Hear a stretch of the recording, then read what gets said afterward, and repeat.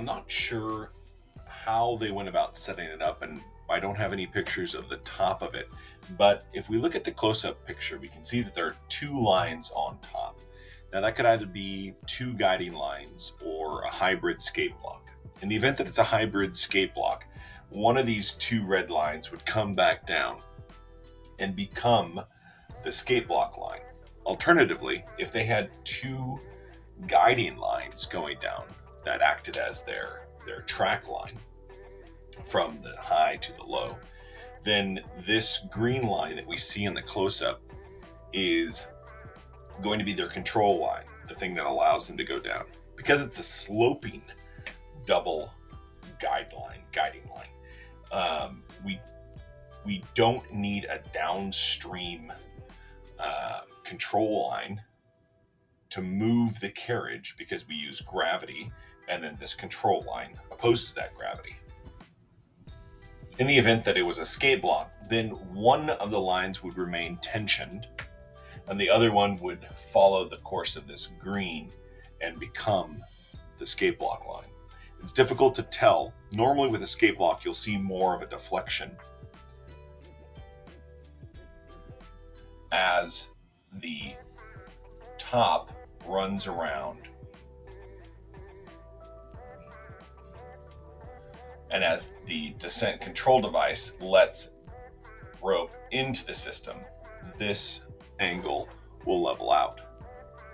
But I don't see a lot of evidence for that. And so it's either a hybrid or a twin track line. In either case, there is no backup in the event that this fails. If they were thinking about trying to do the skate block, then they would need like an ASAP up on top of this line, following on the guiding line, connected down here. Additionally, it looks like after they built it, or as an attempt to do a Norwegian reeve, they added this reeving line. And the reeving line you can see going through a pulley. Now, it's pretty common to have a Norwegian reeve be connected like that. And even on a sloping high line without a downstream control line, this package, the majority of the weight is going to be going down. When you look at this, it's going to be slightly back, but not at the 45 to overcome the force of gravity pulling down here and causing this to shoot back up like we saw. When they connect a Norwegian line, Norwegian reeve, you'll often see this blue tag securing the patient. Because if we were moving sideways with a Norwegian line, Norwegian reeve, we have our track lines, then we have our carriage, we have our control,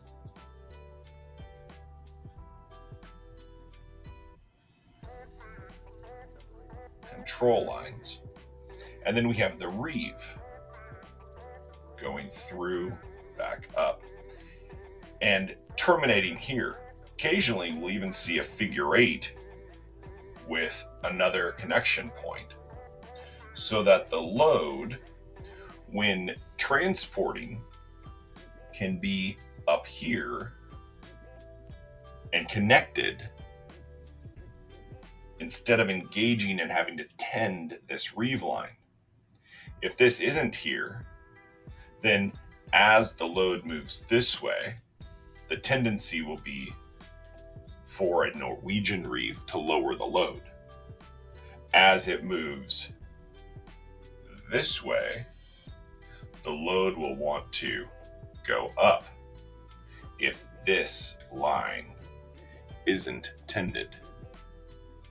So it's common practice to hand hold this while you have this attachment, this temporary attachment to the Norwegian Reeve.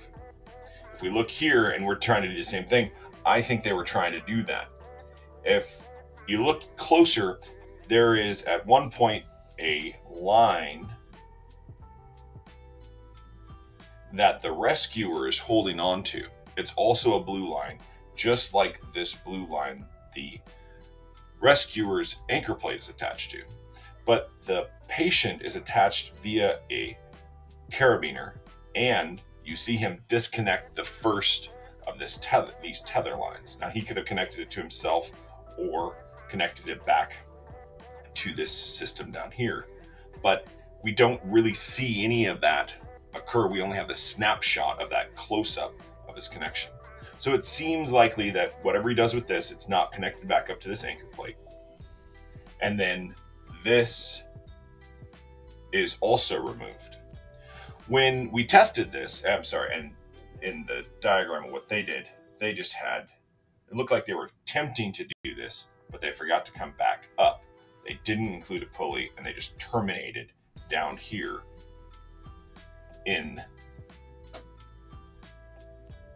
they terminated down here into the anchor plate that they were all attached to.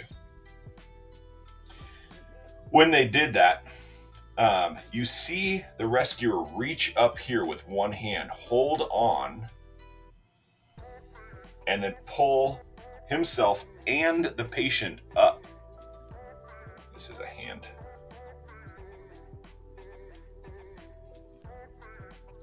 Holding on and pulling down with one arm and then disconnecting this connection point. We mocked this up to see if it would be possible. And if you could do a pull-up, you can pull on this downstream side of the track lines and with one hand lift both of you up. We modeled it just to see what kind of mechanical advantage, and it was about, depending on this angle had a huge part to play. If this got steeper, it became more difficult because basically you're lifting almost vertical, but because it was so drawn out, we try to replicate that line. And as long as this was in the neighborhood of 45 degrees, the rescuer was able to just pull straight down. And by doing so, lift both of them up enough to disconnect the blue here, that final remaining one. And then when he lets go up here, they shoot this way. As they shoot this way, the whole carriage moves up there. As it runs up, this elongates, and because it's the only thing that they're attached to, this moves this way, and they swing down as this elongates, and that shoots up.